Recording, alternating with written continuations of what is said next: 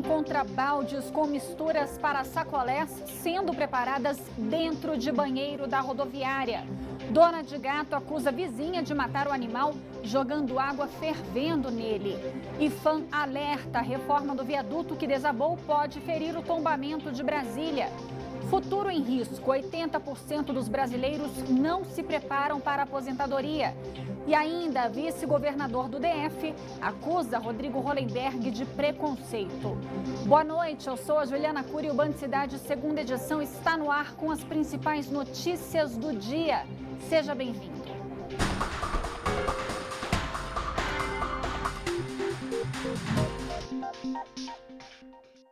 A gente começa essa edição dessa noite com um caso de desrespeito ao consumidor.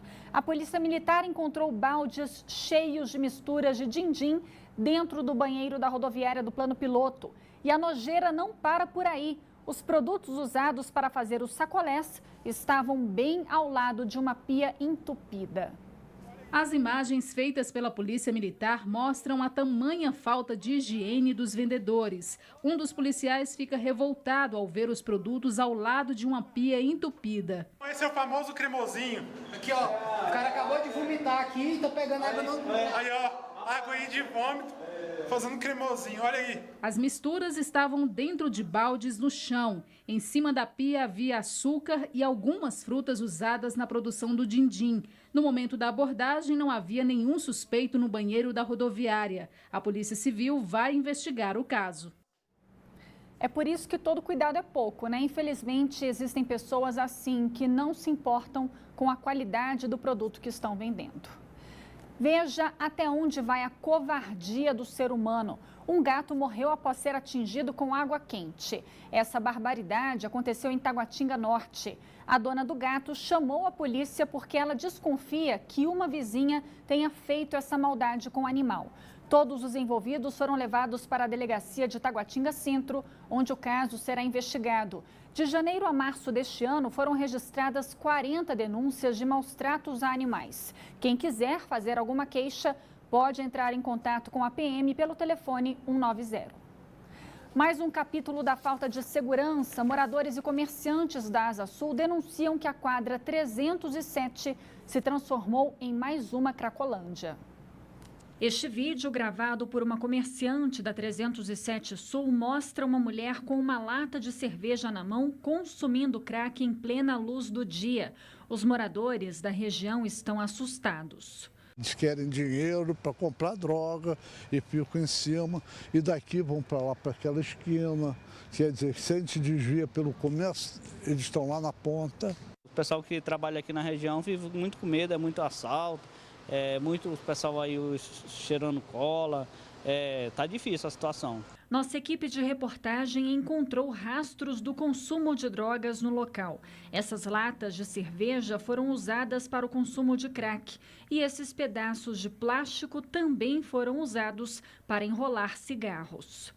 Nas manhãs, quando a gente passa aqui por trás dessas lojas, sempre arresta aquelas latinhas, que eles chamam de cachimbo, né? Sempre está aí. Não tem... É um problema social, não tem o que fazer. E não é só o consumo de drogas que vem tirando o sono de quem mora ou trabalha na quadra. A quantidade de furtos também preocupa, como mostram essas imagens de um circuito de segurança.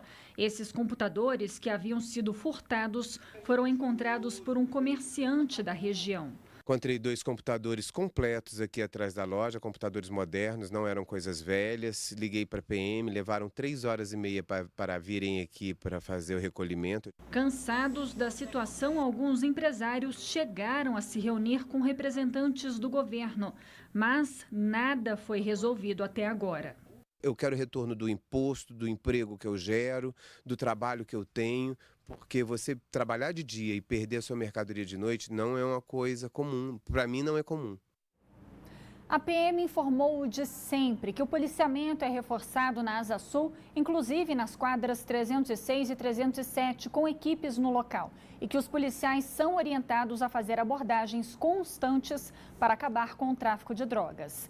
Já a Secretaria de Desenvolvimento Social disse que as pessoas em situação de rua podem recorrer aos CRAS e CREAS, onde são oferecidos benefícios como auxílio vulnerabilidade, acesso ao cadastro da CODAB, Bolsa Família e DF Sem Miséria.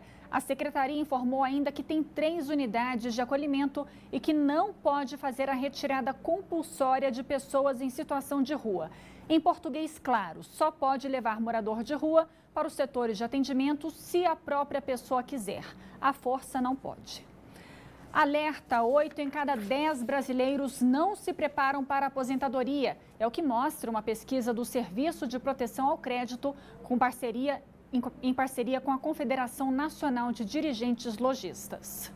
O Jean e a Luciene tiram do transporte escolar a renda para sustentar a casa, as 3 filhas e pagar todas as contas que parecem não ter fim. Muito complicado, é conta atrás de conta, é cartão de crédito e é difícil demais economizar. Pensar no futuro nessas condições fica difícil para o casal.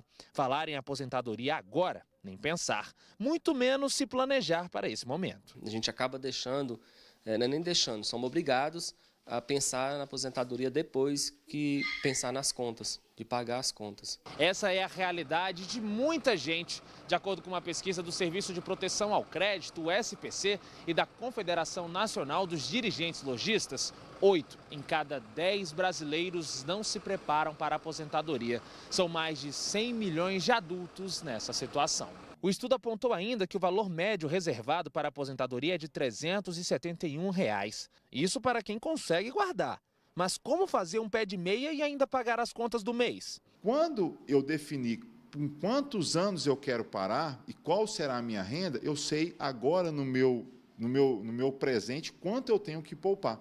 E não mais depender do governo, depender de alguém para determinar qual é o meu momento de parar. E é bom o brasileiro ir começando a se planejar melhor para a aposentadoria. O país está envelhecendo. A taxa de pessoas mais velhas deve dobrar nos próximos 24 anos. Se eu não me organizar, se eu não fizer o meu colchão financeiro preocupado lá na frente para que eu possa usufruir de uma terceira idade com muita tranquilidade financeira, possivelmente eu vou ter um grande problema lá na frente. O orçamento apertado é a principal justificativa para não poupar dinheiro. Realidade do Jean e da Luciene. Vamos pensar no hoje, né? Viver hoje, procurar viver bem hoje, e futuro a gente acaba deixando na mão de Deus, seja o que Deus quiser.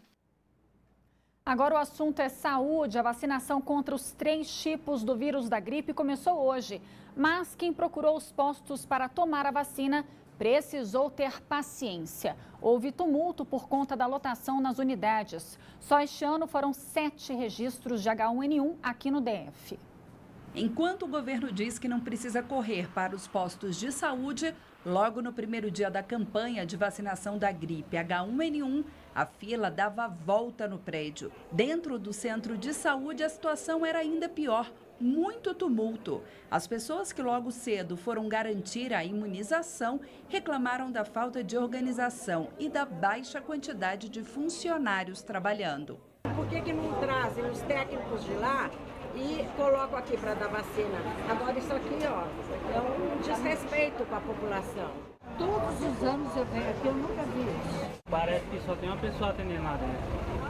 Mas vai continuar na fila ou vai deixar para outro dia? Não, tem que fazer isso ainda hoje, é o único dia que eu estou disponível. Em uma tentativa de agilizar o atendimento, os grupos prioritários foram separados. As crianças, por exemplo, ficaram em uma sala diferenciada no posto da 514 Sul. De acordo com a Secretaria de Saúde, das 777.700 doses destinadas ao Distrito Federal pelo Ministério da Saúde, 400.000 já foram entregues. Até o momento, foram registrados 7 casos de H1N1 no DF, sendo que 1 resultou em morte. A diretora da Vigilância Epidemiológica afirma que nem todos os casos da gripe são notificados pela Secretaria, apenas os que acabam em internação ou morte. Acrescentou que se o teste para a gripe der positivo, as pessoas devem tomar alguns cuidados. Se for uma criança, é importante que os pais não levem essa criança para a escola. O mesmo vale para adultos, né? Se trabalhar num ambiente que tenham mais pessoas, que seja fechado,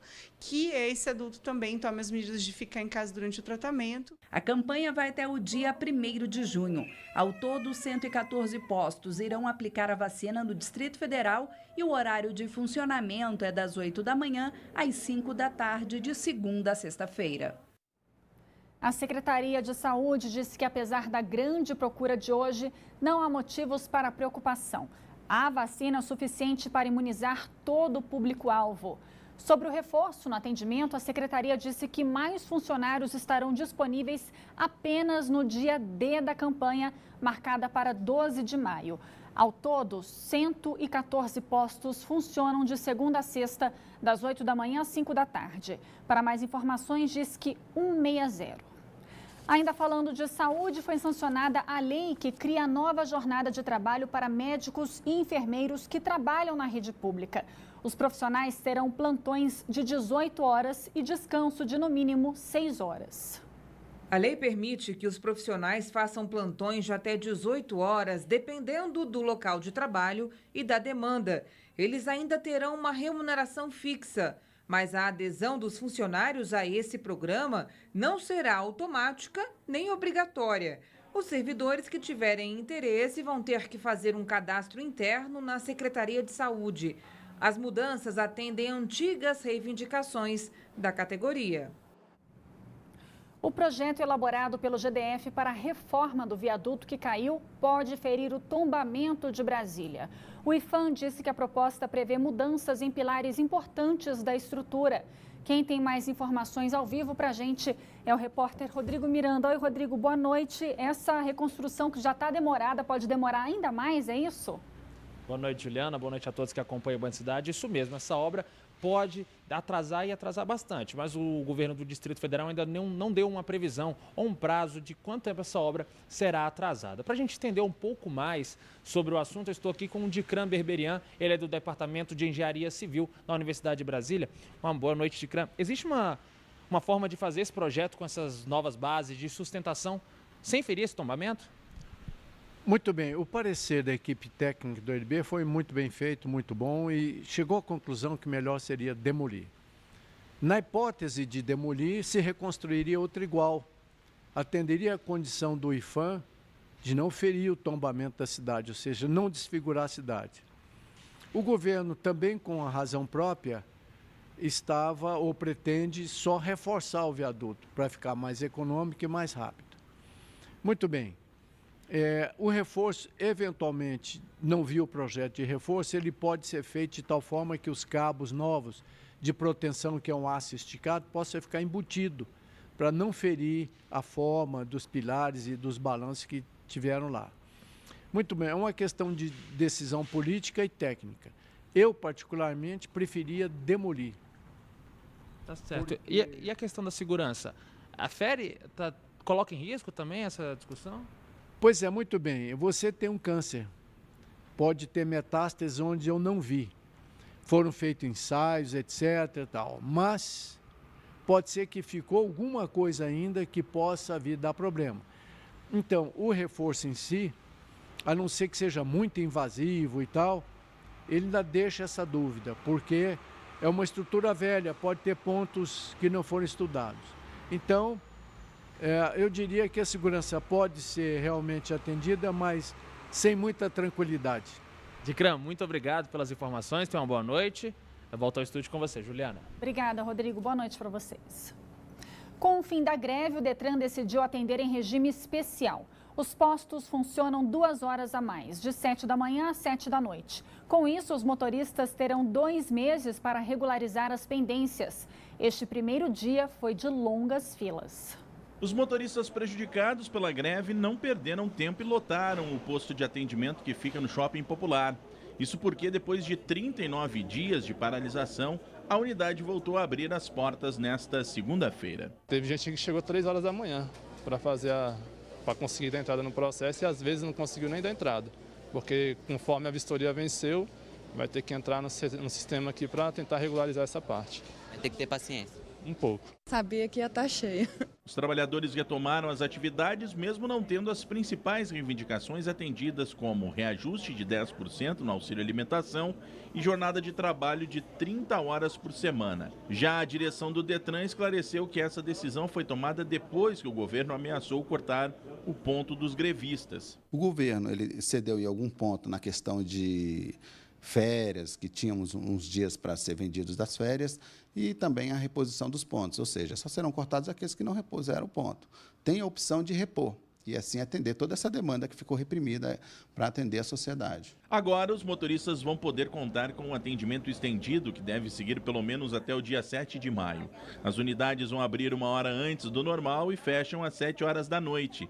Além disso, terão prazo de até 60 dias para regularizar as pendências geradas pela greve. Não precisa correria, não precisa reagendar a vistoria. Quem já fez o agendamento é só comparecer com o comprovante e será realizada a vistoria. Assim a gente vai atender toda a sociedade, toda essa demanda que ficou parada aí.